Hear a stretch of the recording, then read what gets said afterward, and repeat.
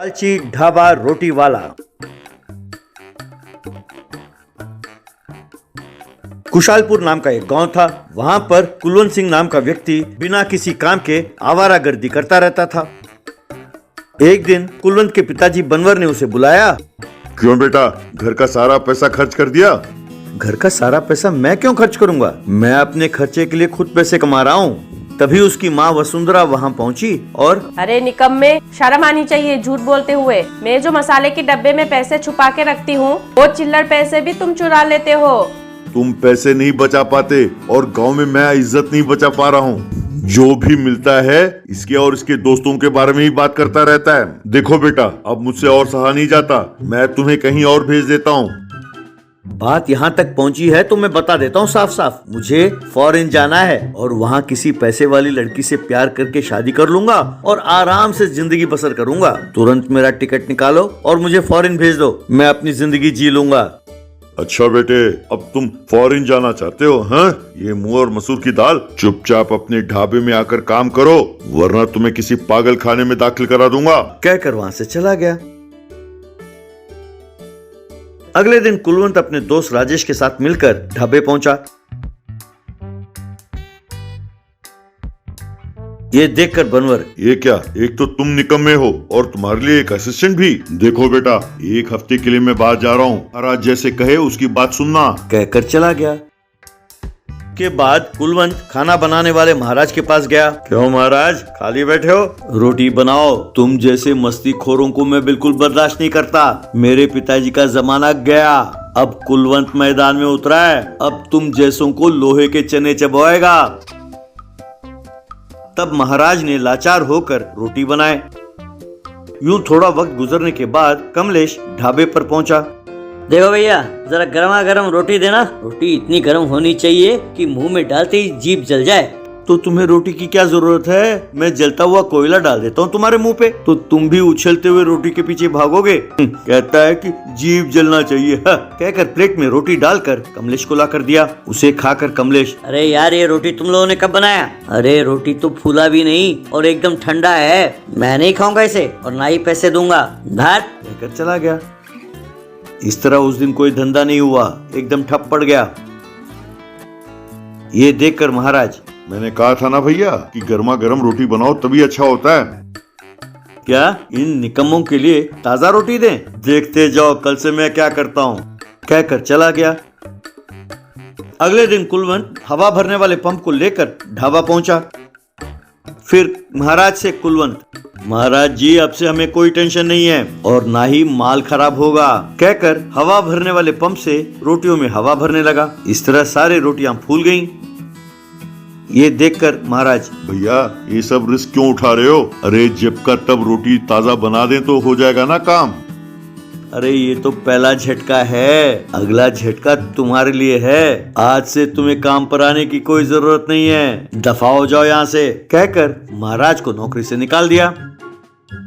उस दिन से कुलवंत रोटियों में हवा भरकर लोगों को परोसने लगा।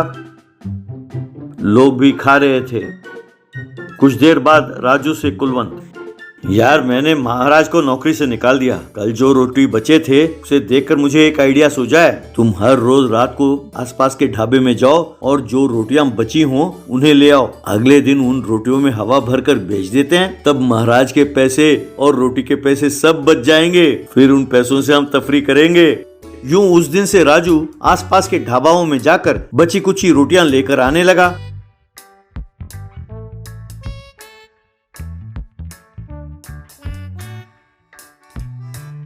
अगले दिन उन रोटियों में हवा भरकर उसे बेचने लगे।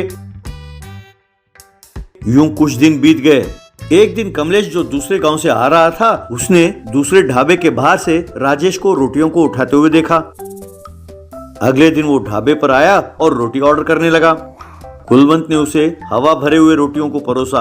ये देखकर कमलेश, क्यों भैया, रोटियों में खूब हवा भरा है, लेकिन एक गड़बड़ हो गई। राजू लालच में पड़कर पटवारी के ढाबे से बची कुची सब्जियां भी ले आया। क्या बात कर रहे हो? मैं अपने पिताजी की तरह नरम नहीं हूँ, मैं बहुत रफ एंड टफ हूँ। खाना हो तो खाओ वरना दफा हो जाओ। चुप बैठा रह गधे। कल मैंने इस राजू को पटवारी के ढाबे से रोटी उठाते हुए देखा है, फिर तुम्हारे महाराज को पकड़ा तो उसने सच बताया। इसी तरह रात को तुम्हें रोटियों में हवा भरते हुए देखा है। क्यों रे कमीने, तुमने लोगों को समझ क्या रखा है? बासी रोटियों में हवा भरते हो, फिर वही रोटियां लोगों को बेचते हो। अरे सुनो, सब इन्हें पकड़ो। ये सुनते ही सब लोगों ने आकर कुलवंत को पकड़ लिया। अब इसमें हवा भरकर इसे खूब मारो। तब लोगों ने उसमें हवा भरा और उसे खूब मारा। ये देखकर राजू वहां से भाग गया। उसके बाद जब लोगों ने उसे मारना छोड़ा तब कुलवंत भी वहां से भाग गया।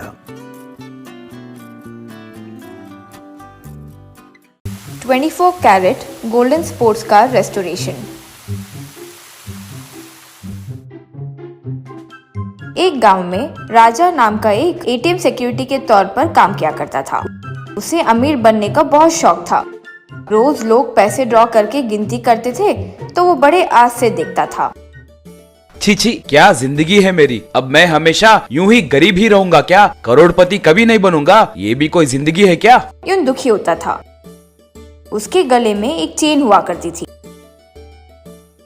एक दिन वो एक मारवाड़ी दुकान पर जाकर चेन सेठ को दिखाकर, सेठ जी, ये गिरवी रखकर कितना दोगे? आज मेरे दोस्त के साथ पार्टी करना है, तनखा आते ही छुड़वा दूंगा।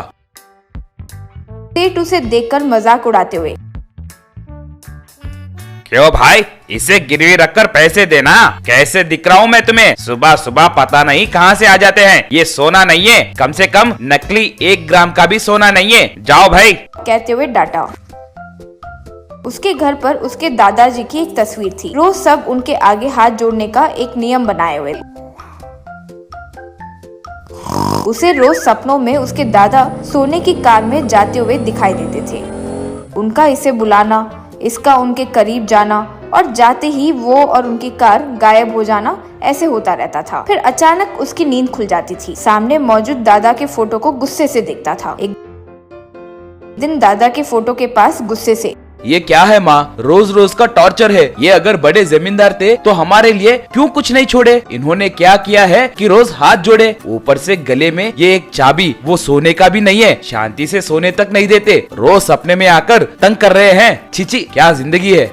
गलत है बेटा, ऐसे बात नहीं करनी चाहिए। वो हमारे लिए करोड़ों की संपत्ति इकट्ठा किए थे, लेकिन तभी अंग्रेजों ने हमला किया तो उसे कहीं छिपा कर रख दिए। फिर दिल का दौरा आ जाने से वे अचानक मर गए। हाँ रे, वो मरते मरते मुझे कुछ बोलने की कोशिश किए, लेकिन मुझे कुछ समझ नहीं आया। बस एक चाबी लगा हुआ चेन मुझे देकर गए रे, वो मैंने तुम्हें दे दिया। एक दिन कोई काम से अलमारी के ऊपर तलाश कर रहे राजा को एक मैप दिखाई दिया। उसे वो घर वालों को दिखाया। पिताजी, ये कोई मैप जैसा है। एक जगह पर ये हरे रंग का निशान भी लगाया हुआ है। ये हमारे घर में कैसे आया? कहीं ये हमारे दादा का छिपाया हुआ तो नहीं? वैसा हो तो मुझे तुरंत वहाँ जाना चाहिए। फिर वो उस मैप को लेकर जंगल में ढूंढने लगा। तब उसे एक पुराना बंगलो दिखाई दिया। वो उसके अंदर गया। वहाँ एक पुरानी कार और दीवार पर दादा का फोटो दिखाई दिया। वो कार के पास जाकर, ये रोज सपने में आने वाली कार की तरह दिख रही है, लेकिन वो सोने की थी ना, ये ऐसे क्यों है? सोचा। इतने में एक लोहे का पिंजरा ऊपर से आकर गिर गया। वो और कार उसमें फंस गए। कार में देखा तो एक ताला लगाया हो वैसे एक छेद दिखाई दिया। तुरंत उसके गले से चाबी को निकालकर उसमें डालकर वो स्टार्ट किया। बस तुरंत वो कार स्टार्ट हो गई और उस पिंजरे को तोड़ते हुए बाहर निकली। वो कार लेकर घर आया। देखा, दादा ने ये काम किया है। बस बाल बाल बचकर आया हूँ। इतनी मेहनत किया तो आखिर में ये खटारा कार मिला है। क्या करेंगे इसका? वहाँ कुछ है ही नहीं, बेकार। उस रात सपने में दादा चलते हुए उसके पास आए। बेटा, मुझे माफ करो। मेरा जायदाद को आप तक पहुंचाने के लिए मैं बहुत प्रयत्न किया, लेकिन अंग्रेजों के कारण वो नहीं हो पाया। मेरी पूरी जायदाद को इकट्ठा करके एक सोने की कार बनवाया। उसे कोई पहचान ना पाए, इसीलिए उसे पुराना रंग लगाया। उसे चलाने के लिए एक ताला बनाकर चाबी तुम्हारे पिता को दिया। ब्रिटिश वाले उसे ढूंढ ना सके, इसीलिए उस पिंजरे का इंतजाम किया। तुम जाकर वो कार को पानी से धो, तब वो सोने की कार कार में बदलेगी। अब मेरी आत्मा को शांति मिली बेटा। अब मैं चलता हूँ। अब मैं कभी तुम्हारे सपने में नहीं आऊंगा। कहकर गायब हो गया। अगले दिन वो कार को पानी से धोया, बस वो कार सोने की कार में बदल गई। वो देखकर वे सब बहुत खुश हुए।